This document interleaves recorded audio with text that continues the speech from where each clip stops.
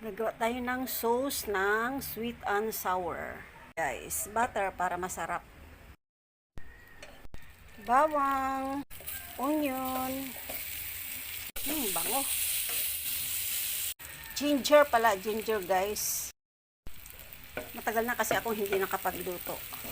Nakakalimutan ko na ang mga sangkap-sangkap. Haha. Carrots. Add ng kunting water. Kunting patis. Brown sugar. Tidbits. Kunin natin ang sabaw nito guys. Nabuhos kukunti na lang ang sabaw.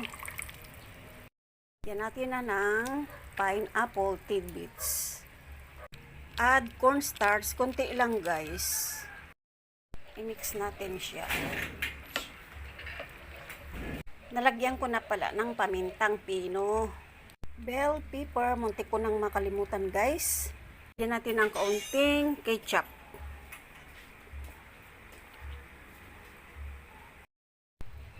Yan, luto na. Kunti lang ang ketchup kasi ayaw ko nang maasim. Tikman nga natin. Perfect. Lagyan na natin ng isda. Naputol ko kasi siya kanina guys, kaya hindi na buo. Done cooking. Wow, kasarap naman ng sweet and sour na fish. Maya-maya to guys. Ready to eat na. Wow, sarap naman. Woo! Perfect.